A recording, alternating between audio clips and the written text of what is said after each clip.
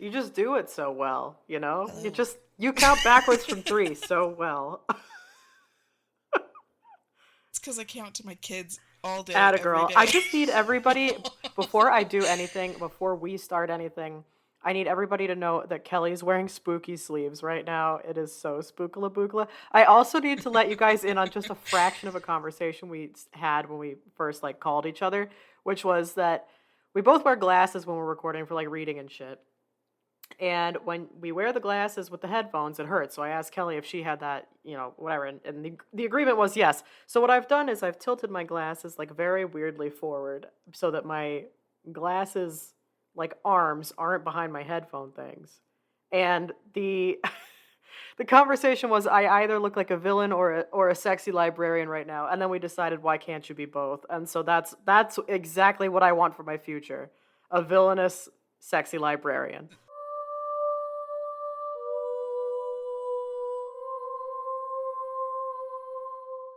Because villains love to read too. Exactly. Why can't we have a well-read villain? That's fine. But so between the two of us, what I'm getting at is we look great right now. You have your fucking. Oh, we I mean, look first of all, you actually fantastic. do look fantastic with your like sleeves and your getup and everything. You look awesome. I look like shit because I just cleaned the house and my armpits smell.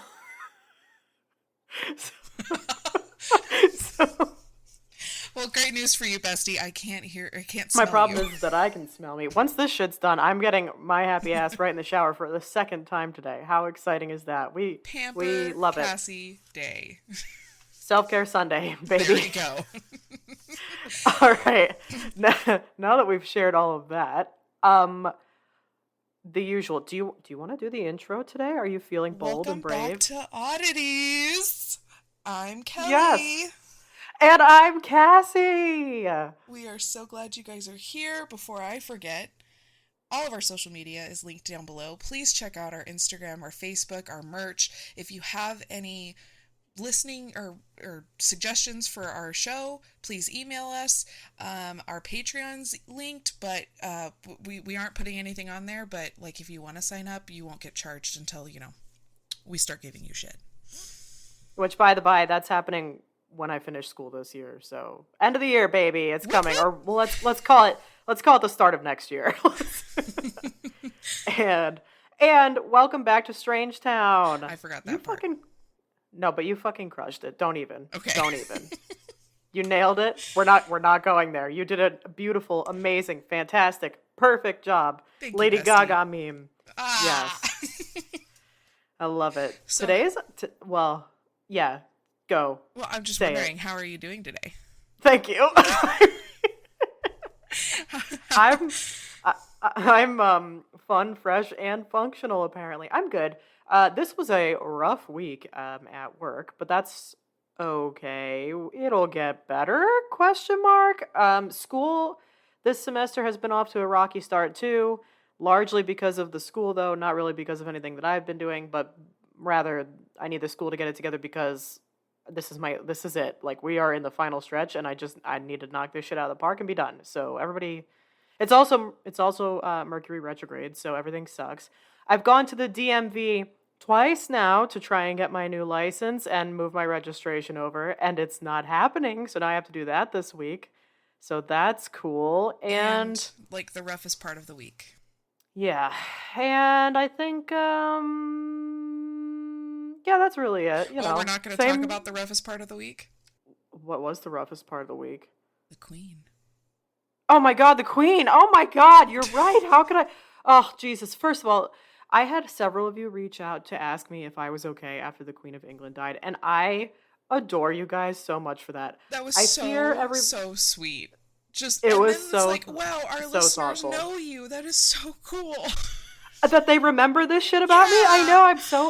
I am so flattered. One of them was so kind to be like, I wrote back, and one of them was so kind to be like, I'm a little starstruck right now. And I wrote back, and I was like, I'm starstruck right now because every time we hear from anybody listening to, we have these ears out there listening to us, and then you take the time to write in, not only just to say hello, but this one took the time to write in to see if I was okay because the Queen of England died. It's just so fucking thoughtful. Everybody's wonderful. Really I love the Odd Fam.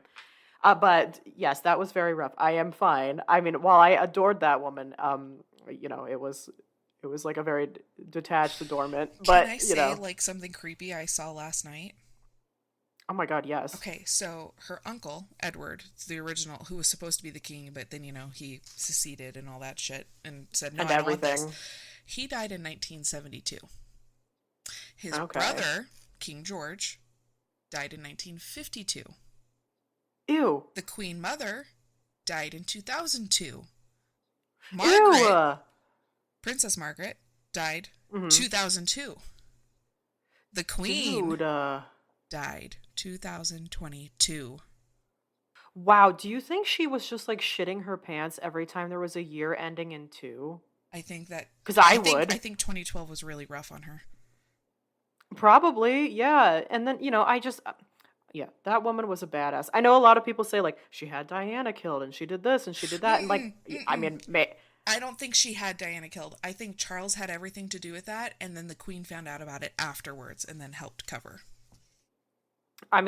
that's fine. Look, here's what I love about the Queen of England and why I adore that woman as much as I do. It's because she constantly looked pissed off, except for when there's that one clip of her With when the she's at like cows? a rodeo or something and she's like, oh, look, cows. That's why I fucking love the Queen of England so much. Plus her corgis. Plus, she's just like a badass. She did if you step back and look at her life, she did a lot of badass No, shit. she really did. And given that today is 9/11 when we're recording this, I would like to actually Yes, say yeah. something really cool. I didn't know this until her passing. The day Mm, after 9/11 happened, yeah. all flights were grounded and everything. She ordered the Royal Orchestra to learn and play the national anthem for the US tourists who were stuck in England because everything was Wow. grounded and just to show support and love for our country. Wow, I got Yeah, I goosebumps. did I too. love that. I just thought What a that was fucking really, really, really badass. cool. And I guess it broke like a whole bunch of protocol. And she was like, you're doing this and you're going to like it. Dude, the Queen of England's a boss because I'm pretty sure she broke protocols left and right throughout her lifetime. And she was Big just like, time. fuck it. And I love that. So, God bless the Queen. I'm very sad. She had a hell of a run. But to be honest, I kind of feel like we probably could have gone longer. I mean, yeah, she was 96, but like, all of a sudden out of nowhere, she's just like, boom, dead. She was like, I mean, granted, we don't know what was going on behind closed doors, Yeah. but I don't know, that was a hell of a woman. I've sent you several memes regarding this death. Yeah. Apologize, but not really. But like, No, truly, my no. favorite one is it's like Diana and she smacks her face and she's so disappointed. And then it pans off to the Queen and she's like, I really tried to outlive him. I know. I know. Listen, hopefully we're not stuck with this dick too long. I mean, honestly, because now England is being led by the same guy who told Camilla he wanted to be her tampon. Is that Uh, actually true? Because I'm pretty sure I saw that somewhere, and that makes me I so saw a few nauseous. things about it, but with him being the king now, obviously like crap from him cheating is resurfacing, just to Of remind course, everybody of his, scumbag ways. And of like course. the phone recording of him and Camilla, like, Oh my god, I know, and he's all oh, breathy, and I want to oh my god, I want to throw up they're so both. badly. It's just like so nauseating.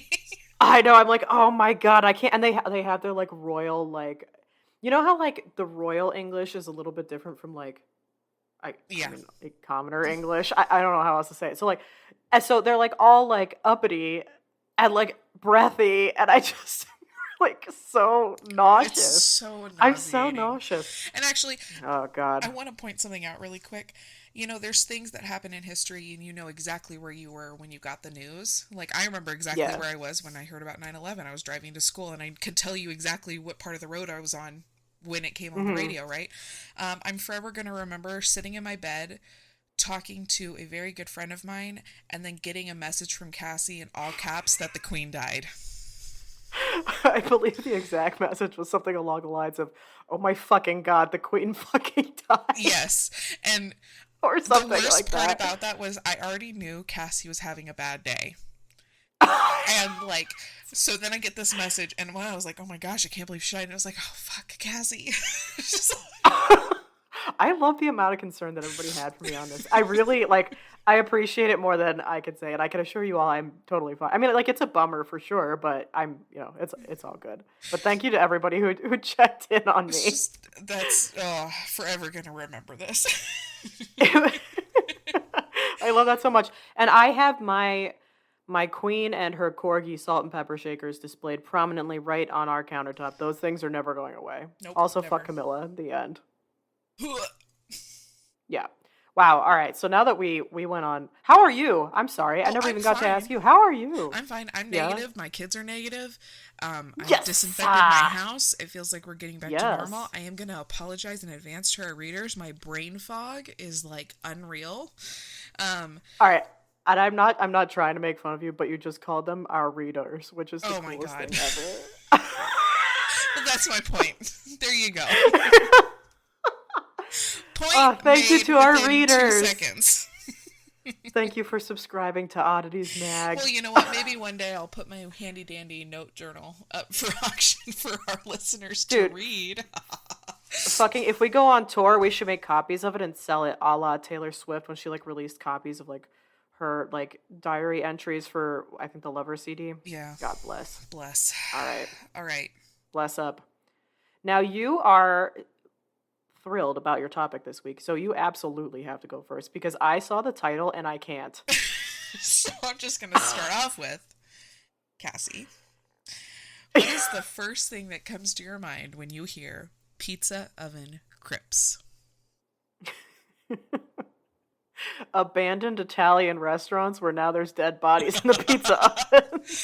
Okay, so quite literally, I have asked pretty much everyone in my life, which isn't that many people, by the way, what is the first thing that comes to their mind? Yours and my friend Audrey was like definitely the two best. I love it. But so yeah, I'm talking about oven crypts today. I can't wait. Wait, what did Audrey say it was?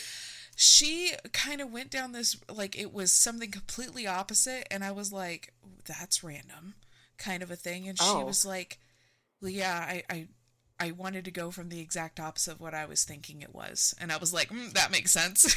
All right, cool, excellent. Okay. Just a heads up, this topic is a bit long, and I'm diving deep into history before I get to, like, the je ne sais quoi of it all. The little tasty bits. I hate that I called it that. Stop. Delete that. You're leaving it in. That's fine. I'm totally leaving it in. I love us. Tasty bits. The tasty oven crypts. Oh God. Oh God. All right. Carry on, you. Okay, so pizza oven crypts, or more commonly known as oven crypts. This is a burial practice that is very common in New Orleans, right? Okay. Yes, so we're going to one of my favorite places that I've ever been. Hell yeah. I love it. Because the city is at sea level, above ground burials are very common. Many were disturbed with the idea of their loved ones' bodies could just like come floating up, so this became more of a common practice, or it is believed that this is why it became the practice, but I'll get to that in a minute. Right. Well, fair enough. In 1801, John Pintard wrote, "The water appears on digging in any place 1 foot below the surface." He found the wet conditions of the now oldest cemetery in New Orleans, St. Louis Cemetery No. 1, such an awesome name, original and all. Numero uno. To be repugnant? Mm-hmm. So that's a nice word. Yeah. So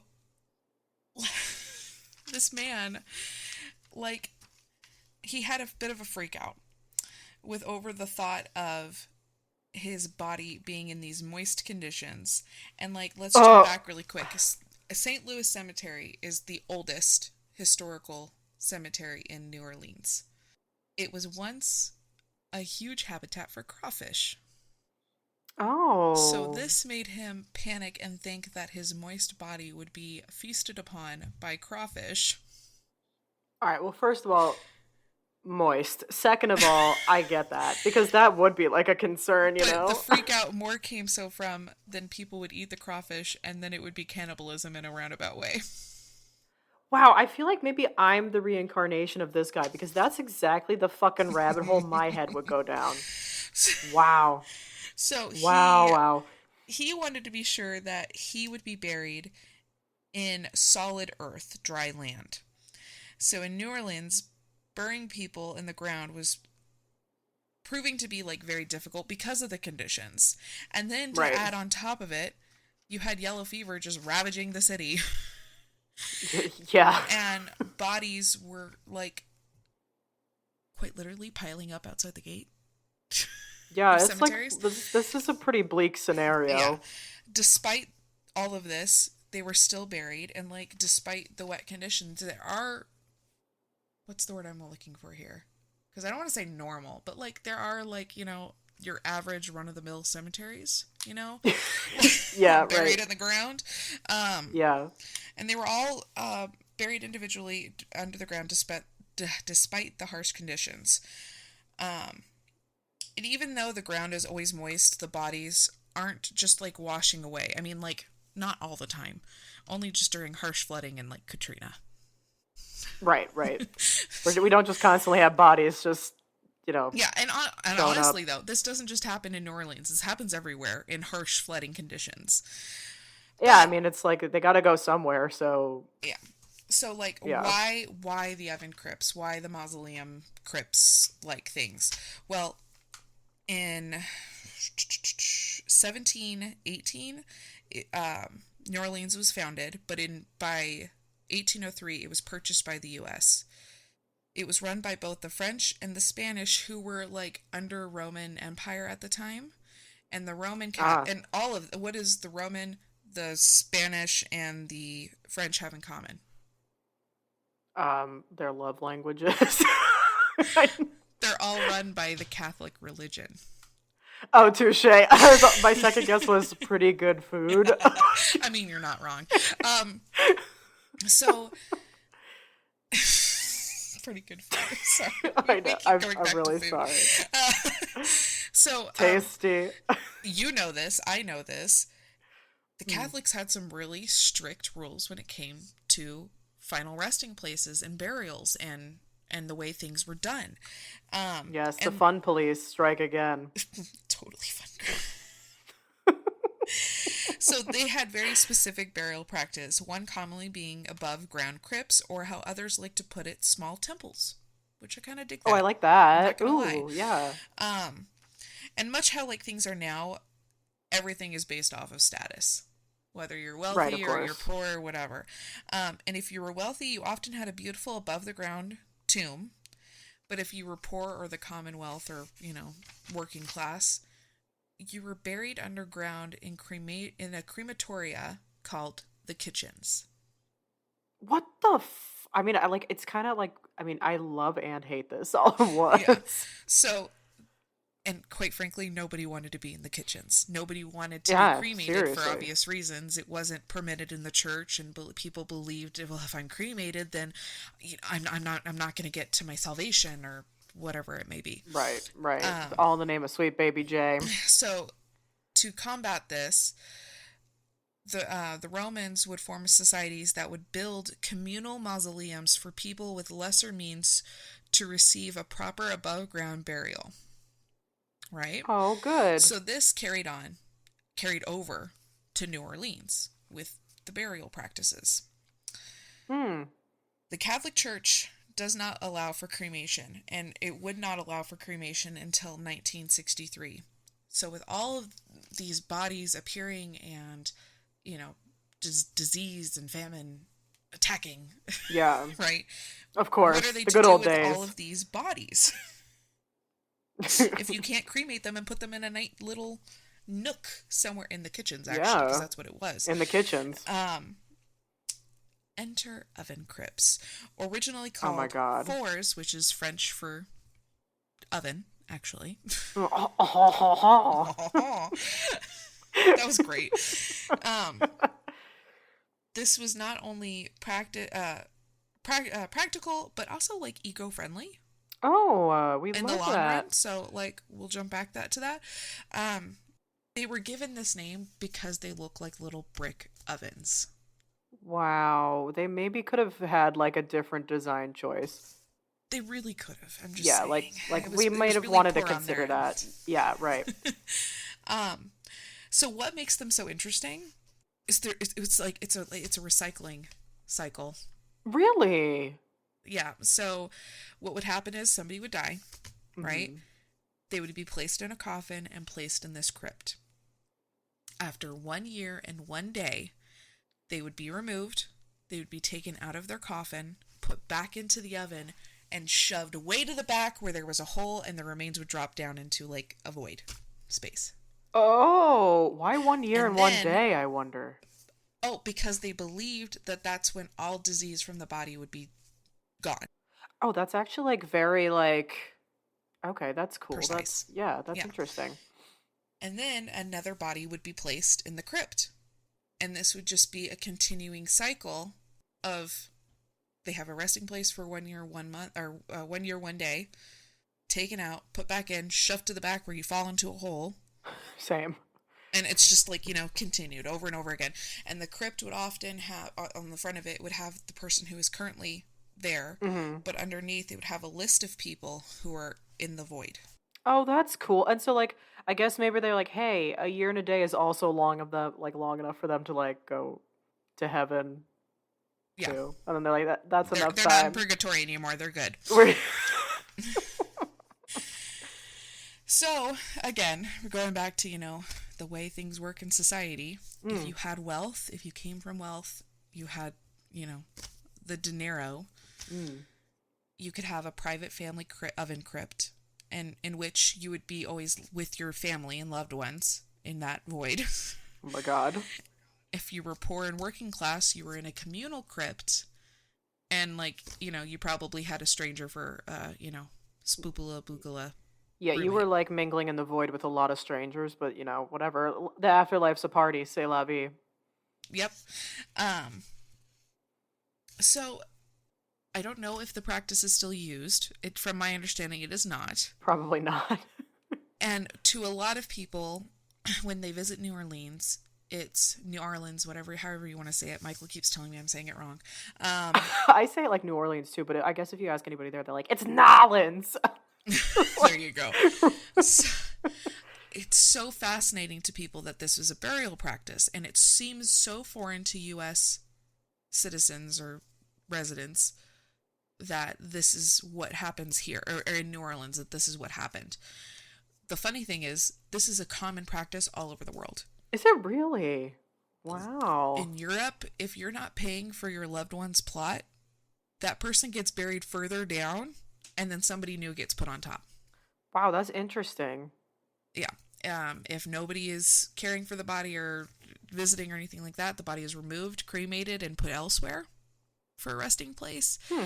Like, this is not an abnormal practice to move bodies after they've been buried Hmm. in other places. But in the US, it's like people can't fathom the idea of their loved ones or friends or family, whatever, is being moved after they've been put into their final resting place. That's so interesting. And Yeah, go ahead. I want to quote my sister, something she said to me last night. Oh my god. Yes. She goes, you know that there's more people in the earth than on the earth? She's not wrong, and She is not wrong. wow, we're just in one big cemetery all the time. Very spookalabook. Yes. Also, fun fact for our listeners, I am obsessed with cemeteries. Me I too. love walking through them. I can't tell you how many times when I came to visit you last year and you were like showing me your hometown, we kept passing these really, really creepy old cemeteries. And I was like, I want to walk through there. Oh my god, we for sure could have pulled over. In third grade, we took a field trip to like the oldest cemetery in my town, and then they had us do grave rubbings. And I think that's like where my love of spooky things may have started. That is so freaking cool, It though. was awesome. I am obsessed. There's people on TikTok who like just go to cemeteries and clean the Yes. headstones. Yes. I want to do it so bad. So bad. Wow. I'm like, how freaking cool is that? I think it's And great. I don't think it's disrespectful at all. It's just showing think it's some the honor to opposite. the person. Yeah, and I'm like, I want to do it. I want to do it really Do bad. it. Do it. Oh my god, I support it. Wow, if I had So- known, I for sure would have pulled over and we could have spent like hours in a cemetery next Well, time. you were giving me the tour of Cassie's life, and I was Yep. like, There'll be other times. So that's what I was more focused on. Is like, there's going to be other times we get to go look at these spooky places. And by the way, there's a creepy, abandoned cemetery between my house and my parents' house, and I'm taking you there. Because my sister and I saw it driving one day, and we're like, we need to go see what that's about. Oh my god, well, she can come with us. Also, we need to just, like, I mean, if we're going to do that shit, we need to, like, plan half a day there. I'm not going to lie. We need some time. We can do that. Okay. All right. I love it. I love it. So, that's the pizza ovens. Crypts. That's pizza oven crypts, bread oven crypts. There's a lot of food terms for this, but there you go. I adore all of that. That was super interesting. Not at all what I freaking pictured, and here we are. You know, it's interesting though because like they kept using like culinary terms. Like the underground there's right? like the kitchen, the and then kitchens. there was the ovens, and I'm like, why? I wonder like why. But why? Yeah. Yeah, tasty bits. You know, it makes me wonder, was cannibalism more accepted in that time? I mean, maybe. Like, that one guy was all concerned, but I don't think anybody else was, so... I have a really, really, really poor cannibalism joke. You probably should say it. Two cannibals are enjoying some stew. Okay. One looks at the other and says, you know, I really just don't like your mother-in-law's cooking. You don't have to eat her, says the other one. And then there's another one, but it's really, really, really inappropriate. You should probably say that one, too. Again, two cannibals stumble upon a tourist, and they're fighting, and they're like, you know what, we'll just share them. So one's at the head, the other one's at the feet. The one at the head says, how are you doing down there? And the other one goes, I'm having a ball.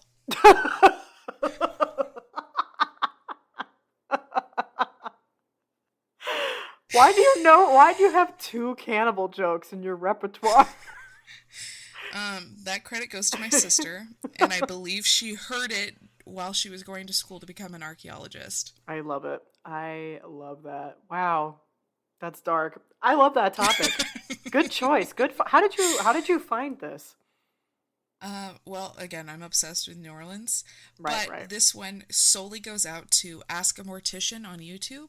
I have been following her for years, and she covers really cool topics like this. Amazing. And when I was making my famous list, I was like thinking, like, okay, I want to cover stuff in New Orleans. There's always spooky stuff there. And then I remembered her Pizza Oven Crypts video, and I was like, that's what I'm covering. That's one that'll do. So... Dude. And she is freaking awesome. You all should check her out. Again, Ask a Mortician on YouTube. She is a gem. If you guys check her out, she has no idea who I am, but I love her. You should tell her about us so she finds out who we are. Find out! All right. That was awesome. Well Thank done, you. I have a very different topic from yours, but it does revolve around a cemetery, so really, is it that different? We just don't know. Spooky. Spookala bookala. Spookala book. This is from listener Audrey, who is not your friend Audrey. I believe this is a different Audrey. I don't think it's my friend. Okay, all right, cool. So thank you very much. This this topic, I walked away with 19 pages of research. So here's what we're going to do, kids, is I'm going to give you a little background. I'm going to choose like a couple of my favorite spookala bookala things. If you guys want a part 2, just let me know and I'm happy to do the rest of it. But 19 pages of shit on an episode that's not single topic is just a lot. So let me know if you guys want more of this. Should we make this a multiple part series? Yeah, you want some... That's what we want to know. Some more Bachelor's Grove. Okay, do you know the freaking song Death of a Bachelor from Panic at the Disco? Yep. Okay, because literally the whole time I was researching it, just on loop in my mind was Death of a Bachelor while I was reading about Bachelor's Grove. Fun random fact, Panic at the Disco was my very first concert. What? I didn't know that, really? Yep. Yeah, my best friend in 8th grade, her parents got us tickets for 8th grade graduation. We were so fucking cool. Holy shit. Okay, but that actually is the coolest. I'm so jealous. That was probably a hell of a fucking show. It was, and you know what? They're like, yeah, we got us awesome seats. You guys are going to have so much fun. The thing to remember about my dear friend Renee, her parents are incredibly sarcastic. Do you want to know where our seats were? Were they the nosebleeds? Nosebleeds, backs to the wall. Oh my god, that's how it was when I went to see Spice Girls. But you know what? Still fun. We had a great time. It did not matter how it was, but it was just really funny in that moment. I adore that. Yeah, when we went to see Spice Girls, we were literally, our backs were against the wall, and one of us brought binoculars, and we kept taking Love turns. that. The four of us kept Love that taking you turns. saw the Spice Girls. I know, I went my sophomore year of high school. Yes. It was like their reunion tour. It was amazing. And everybody had like a solo where they did like a solo song. But then Posh Spice like flat out didn't. She just walked on the stage like it was a runway and she turned around and left and that was her solo. And we were all like, what the fuck? She was clearly done. I know. I love it. I love it. So, any hoozles, Bachelor's Grove. Many have seen Bachelor's Grove, of course, for themselves. It's big. It's like quite big. And a lot of people have heard legends about it, whatever. Some people like view it as this place of happiness because like you could like have picnics and there's like a pond around there and like remembering lost loved ones. For others, it's just like, this place of sorrow and amazement. But like for other people, it's just like this ultra spookala bookala location where there's a lot of supernatural shit going on. So, Bachelor's Grove Cemetery is located in Bremen Township, Cook County, Illinois. It is in Chicago's southwest suburbs, and it is known for its alleged ghost sightings. First of all, I have family in the Chicago suburbs. Next time I go out, I'm going. You're going. I'm going to this shit, and if anybody wants to come along, they can. Otherwise, I'm going alone and, like, say la vie. So, the cemetery has also been called Bachelor Grove, Bachelor spelled differently, Batchelor Grove, Batch Helder's Grove, and Everden. I like Everden. I do too. Right? So, the land surrounding Bachelor's Grove Cemetery was originally settled by English homesteaders, and they relocated to the area from New England. I guess they were like, okay, that's enough of New England. Time to hit the Midwest. And some of the original settlers include Stephen Rexford, who is arguably the most well-known of the first wave of Anglo settlers, and that was around 1833. There's also Ursula Bielski, who she's what a name. I know, right? Author of Chicago Haunts. And so she's not one of the settlers, she's an author. But she asserts that the actual cemetery was originally named the Everden Cemetery after the original holder of the property title, Corintha Everden, who purchased the land, which, another cool name, right? Corintha Everden, who purchased the land at the first Illinois public land sales in 1835. The site, the whole area, saw its first known burials around 1836, and it contains 82 lots and 200 graves, some of which were never sold or used.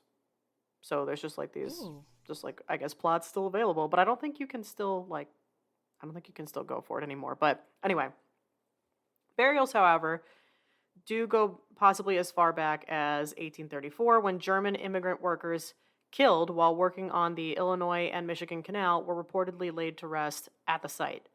And the site is often reported to have been a dumping ground for the victims of Chicago's organized crime families of the 1920s and 30s, including Al Capone, but no evidence of this has been proven. A little mob action. Well, it's Chicago. We have to, Big Italian energy. Love it. Yeah. So, here's some of the, just very broadly, I guess, reported phenomena that people have seen, over and over again here. The most common of the reported ones would be floating orbs of light over specific tombstones, and also near collisions with a phantom vehicle. I know, but if we go beyond that, there's also additional reports of other supernatural events, there's the White Lady or White Madonna, and she walks the grounds carrying an infant during a full moon. Here we go again. Here's another lady in white. With a child. Under the full moon. Hold on, back up. The White Madonna? She's the White Madonna. Isn't Madonna already white? Different Madonna. So I know. I love that. But I love that she only shows up during the full moon. That's big witchy energy, and she's just hanging out with her baby, I guess. But that's when her energy is most charged. Big Madonna energy. There's Yeah. also a phantom farmhouse. It's just this ghostly farmhouse that's like, it's reported to shimmer, float, and then vanish. And this was most often Mm. reported during the 1950s. But there are also reports by witnesses of the house like shrinking as they approach it and then just disappearing altogether. That's spookula. That's crazy. There's also a farmer and his plow horse, both supposed victims of a plowing accident, being they had been dragged to their deaths into the nearby wetland. So that's terrible. Do you know what makes me? This is gonna sound horrible of me. I'm just The horse. that poor horse. I know, I care more about the horse than the farmer, to be honest. There's also a, this is pretty wild. There's a two-headed ghost. There are, Siamese twin. maybe so. There are religious monks. As late as 1984, witnesses reported seeing numerous figures dressed in monks' robes throughout the cemetery. But me thinks those aren't ghosts. I think that's probably some people doing like some whacked out culty shit. Probably that Right? makes sense. Yeah. I mean, like, if it's going to happen anywhere, like the vibes are on at Bachelor's Grove. There is a black dog. Witnesses in the 1990s reported seeing this manifestation at the cemetery's entrance, and then it would disappear as they approached it, which I love that. It's like a little guardian, big guardian energy. Yeah. Little baby Cerberus. There's also a, quote, woman sitting on a grave, which is a notable photograph that ran in the Chicago Sun-Times, reportedly showing a transparent woman sitting on a tombstone. And the apparition was not visible when the photograph was taken, but when they developed it, there she was. Oh. Well, it's pretty wild, right? You know, I feel like that's what happens often with spirits or ghosts or whatever it may be. That like you don't see it until the film is developed, Yeah, right? right? Yeah. Yeah. So there's been, of course, numerous paranormal investigations around all this shit. There are claims, like the claims of hauntings peaked in the 1970s and 80s, to which I'm like, well, were we tapping into hard drugs? Maybe, but that's okay. Possibly. Doesn't matter. Paranormal researchers James Howren, Timothy Hart, Michael Hollinshead, and the Ursula Bielski lady, they conducted a series of experiments at the Bachelor's Grove Cemetery in the 80s and 90s. One of these was a purely photography like centric experiment, and that was published in the Journal of Perceptual and Motor Skills in 1997, and found that while no anomalous images were obtained from the cemetery, approximately half of the frames on both infrared and black and white films were unexposed. And the results are discussed in terms of like ambiguous events being interpreted as meaningful due to paranormal context. So they're saying like, oh wow, this shit like didn't come out because the ghosts were fucking with it basically. There's also a ghost research society. That's literally what it's called. So like sign my happy ass up. I want to be a part of that shit, you know? Looking into that. Yep. How does one apply? How does one get in?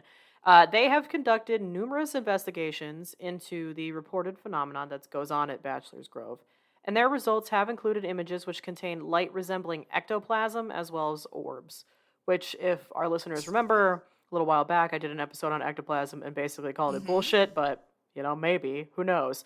One photograph taken by Judy Huff Feltz in 1991 includes a supposed full image of a ghostly figure, and researchers have reported electronic voice phenomena in the area.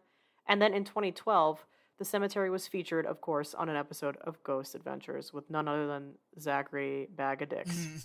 I love it. So, I did find in part of my research this woman who, I guess she was part of one of these research groups, and she did a whole like blog and like website on it, and it's just tons of entries of like different things that she investigated there, and she broke it into like groups of the phenomena. So like the lights, the farmhouse, then like the like supposed like lady in white, like, and she would do like several different ones. So I have a handful that I can talk about today, and then like I said, if you guys want the rest, just let me know and I'll do that, or I'll just share. You know, I can share the website with you too. But I'm going to start with the ghosty lights. So these are some of the most like well-known phenomena experienced at Bachelor's Grove, or like really anywhere. I feel like you hear about orbs a lot of times at like these different supposed like haunted locations or whatever, but I mean, which is kind of nice that there's at least a consistency going on, you know, like, okay. When I was a teenager, there is apparently a haunted park in our town. It's called Okay. Elephant Park. I'll cover it in another story. Oh But my god, yes. we went specifically because apparently you see shit there. And we took a whole bunch of pictures there. We didn't see anything, had a friggin' blast, got home, realized there was nothing but orbs in our photos. Orbs, Like, orbs all around everywhere. us. So it That's was really like, ooh, cool. that's a little interesting. So That's yeah, you always neat. hear about orbs. Orbs are everywhere. Orbs are everywhere.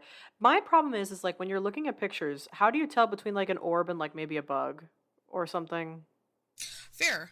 You know, that's Completely just like fair. my question. Is like and like it's A a dust legitimate. speck in the air. Yeah, like how do you? Is there like a way to tell the difference? Do you know? We'll get back to that. Okay, we'll get back to Well, I'll yeah. do research. We'll come Okay. back to orbs. How does one truly know if they've seen an orb? So, okay.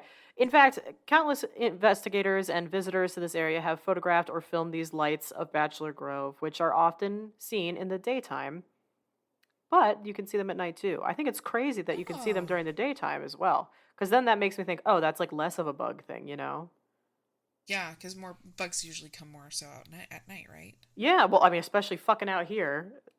Yeah. Period. Stop. The end. So, these lights are seen in like many different colors. Usually they are blue, white, red, green, and yellow. And many of the apparitions and other phenomena at Bachelor's Grove have been like accompanied by these lights. So like you see the lights and then some other shit happens.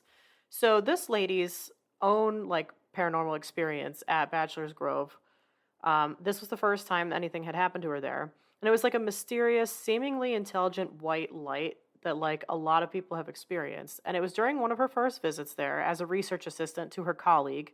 And her colleague was Jim Howard, one of the guys I listed as part of that group in the 80s. So during an evening investigation, a white ball of light, like no bigger than a tennis ball, so it wasn't huge. It appeared off the path in a clump of trees, and it moved very, very quickly, and it would dart back and forth or wink off and appear like a split second later, 100 feet away. Like it was like really fucking fast. And so, more than 20 years later, she was then amazed to see the exact same phenomenon filmed by Zachary Bagel Bites and Ghost Adventures when they did their episode. So that's kind of freaky that like years Yeah. later, theirs was in 2012. She saw it in the 80s. So like years and years later, it was the exact same thing.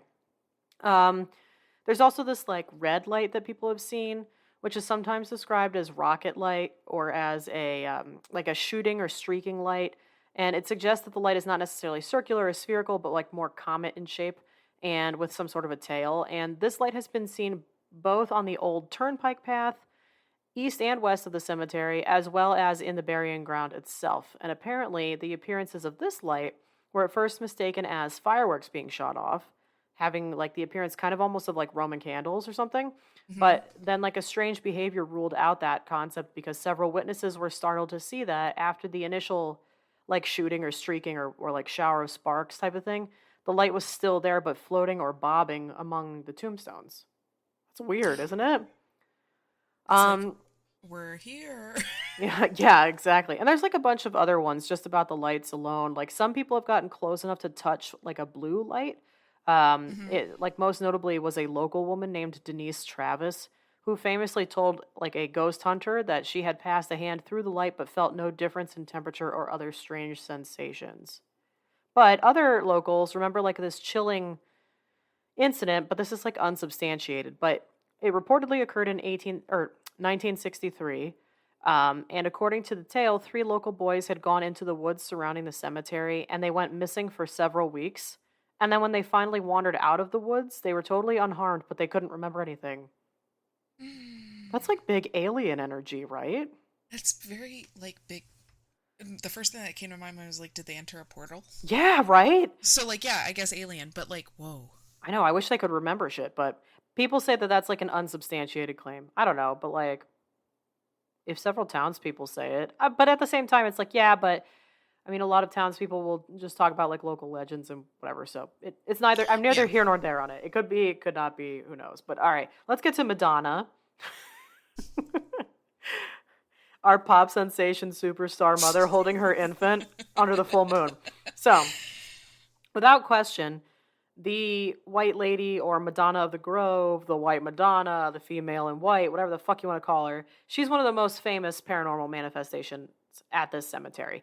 She's sometimes called Mrs. Rogers in local tellings of her story, which I'll get to that. But anyway, she is consistently described as a woman with dark hair, dressed in a long white dress or like some kind of like dressing gown type of deal. And she has been reported to walk through the cemetery putting flowers on the graves while carrying a baby or looking for her baby. And one of the most controversial spirit photographs ever taken anywhere is of a woman in white sitting on the quilted stone or checkered stone at Bachelor's Grove. Ooh. It's weird, right? So, origins of the reports of like this lady in white, they're unknown, but the earliest mention that this person came across refers to a woman searching for a baby or holding a baby was back in 1977, and it was in a radio broadcast hosted by Eddie Schwartz, and a caller had like called in, and they were talking about capturing a photo of a shrouded figure carrying a baby. And in the same segment, the caller refers to the image as a nun carrying a baby in white swaddling. And the caller says she first thought that she captured a photo of the Virgin Mary, as the figure was dressed in a blue habit with white trim. And this is where we kind of think the origin of calling her the Madonna comes from. Oh. Yeah. Makes sense. So it's not like a prayer vibes. It's just straight up the Virgin Mary, possibly. Which is kind of like a prayer vibe. Right there in Chicago.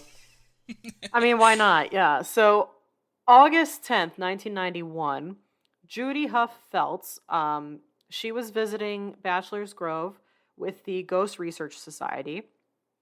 And during that visit, she took one of the most controversial and infamous paranormal photos of all time. And it was first published in the Chicago Sun-Times and the National Examiner. And it is this capture of a so-called, like, the Madonna of Bachelor's Grove. And it's like this image of a white lady or the lady on the stone. It's been circulated in all corners of the globe. It regularly appears on lists of the top paranormal photographs of all time. And it is a ritual for visitors to Bachelor's Grove to reenact that scene. So anyway, this Judy contacted this person in the late 90s to tell her about the day she took the photo.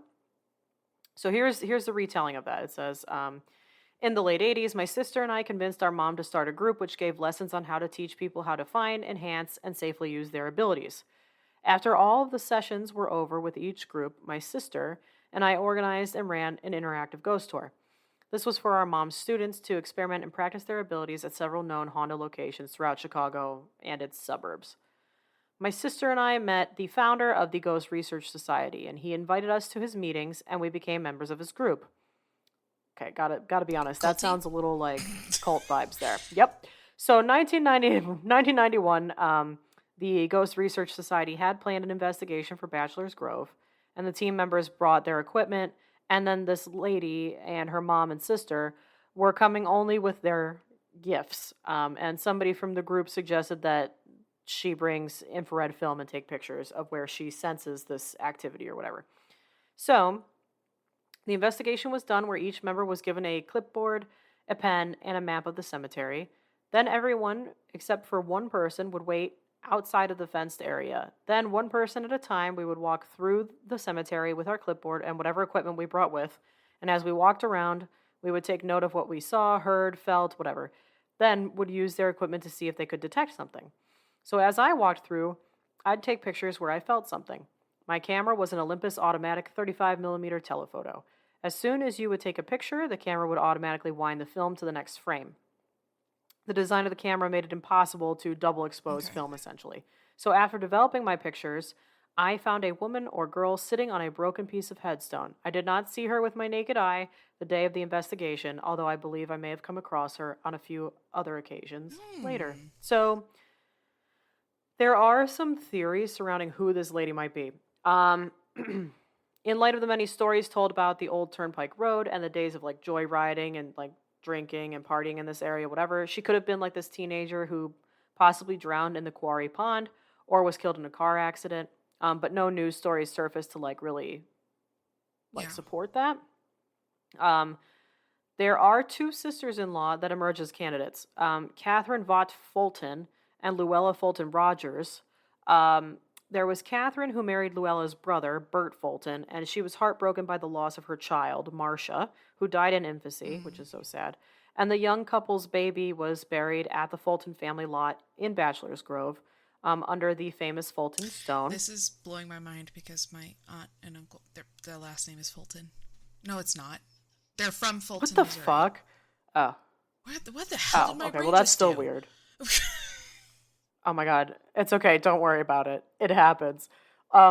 Local historians pass on the knowledge that at the time of Marcia's death, the Fultons and Vaughts did not get along.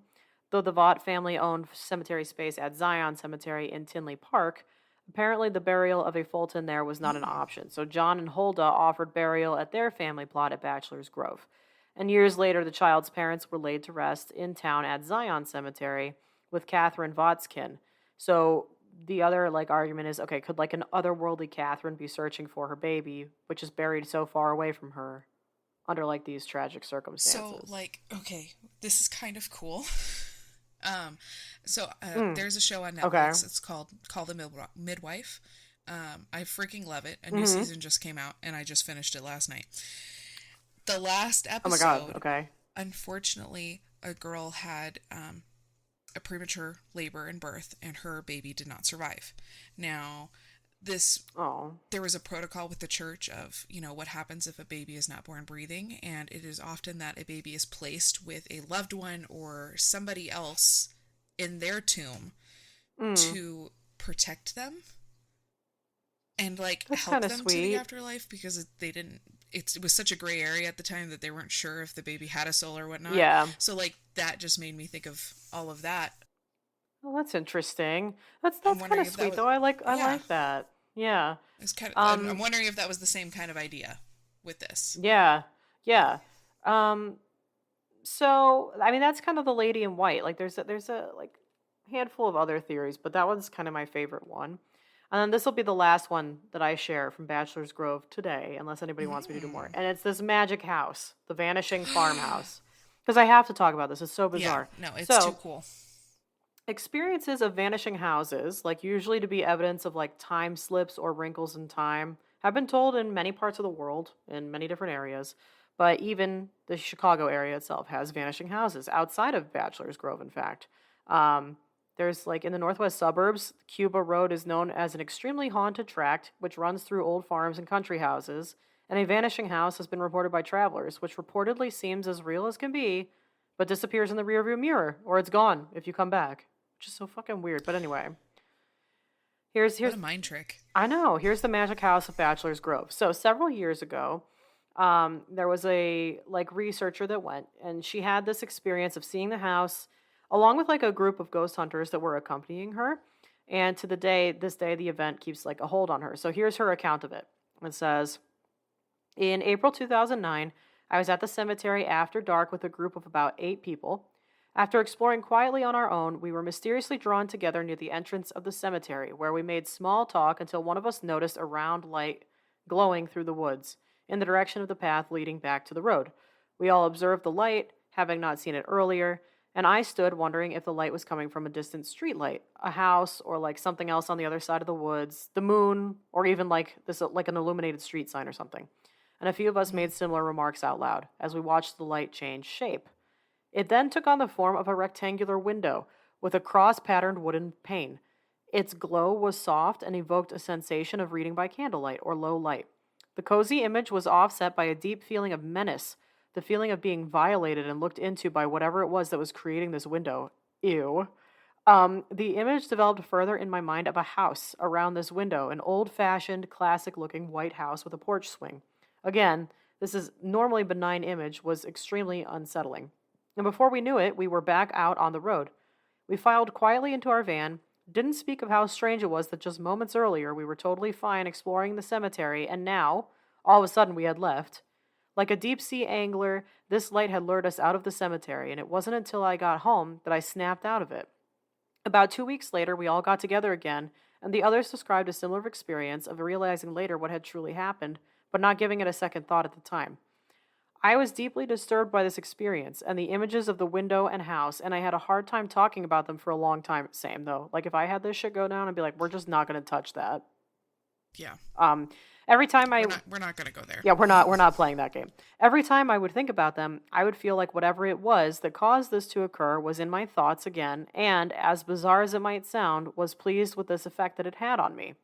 As someone who has studied and experienced the supernatural for years, I could not place this Phantom House experience into any neat and clean paranormal category. I do not feel that what happened to us was associated with the good people buried at the cemetery, but rather something darker, perhaps a combination of something already on the land and drawn to the cemetery, and the years of desecration, and rituals that have taken place there. I feel more empowered to talk about it now that several years have passed. I've visited Bachelor's Grove several times since this happened, and I know it's a very special place. So that's the Phantom House, but it's not just her. Like, a lot of people have reported this thing. Okay, why did I feel like that whole time you were talking about the Vanishing House? Did I feel like this house had a very, very big inspiration for the house in Stranger Things? Ooh, maybe. Yeah, I could see that. I don't know why. I was like kind of overwhelmed with that feeling. Yeah, I could see like, that. It was definitely like the house was inspiration for that spooky shit. Dude, maybe so. If I just was like hanging out in a cemetery like you do, and then all of a sudden I just saw like a house show up and be like, well, that wasn't there before. And then like I looked at it and I felt weird. And then all of a sudden I was back in the van and I was home and I was like, well, that was strange. I wouldn't talk about that shit either. People would think I'm fucking crazy. No, it's too traumatic. Like, no, thank you. Like, and how would you process that too? I know. Like, how does one process and that's that? probably why one wouldn't talk about it, in the sheer fact of like, one, everyone's gonna think I'm crazy. Two, I think I'm crazy. We're not. I'm just done. We're not coming back. We're gonna leave that. Yeah, like it's. I mean, I kind of want to believe it because like several other people in the like everybody in the group, I guess they all agreed, and then there's been other people since that have seen it. But of course, again, it's all hearsay as per usual with paranormal stuff. That's kind of the name of the game with it. But if I were to believe in any of this shit, I like, why not have like a wrinkle in time or like a time slip and then all of a sudden you see a fucking house that's not there? Sure, I believe it. Yeah. Why not? Glitch in the Matrix? Yeah, big time, big glitch energy. Is that what that is? That's exactly right. So anyway, everybody, that's the Bachelor's Grove Cemetery for now. If you want a part 2, let us know. I have so much more. And thank you to Audrey. This was such a cool topic. I feel like we need a part 2. I kind of feel like we do. Just throwing that out there. There's a lot more, guys. So there's like this crazy farmer and his dog. Dude, maybe it's their house. That's like a theory, I think, if I remember from reading it. So yeah, anyway, let us know what you think. Watch out for pizza. Yeah. Watch out for pizza oven burials, but also know that they're very cool and like, I guess like climate friendly in a sense. I definitely want to. That's like on my list of things to see when going to New Orleans. We'll do it. To go visit one of the. I'm acting like I'm the one you're going with, but like honestly. But you know, like I am kind of convinced there will be a point in time where we can just like take a year of traveling. God, I would love that so much. Just go to all these spooky places. Yes. Yeah, and do you want to say this day strange? I think you did the intro. I think you should. Okay. All right, hear it. It's coming in hot. All right, until next time. Stay strange. Woo!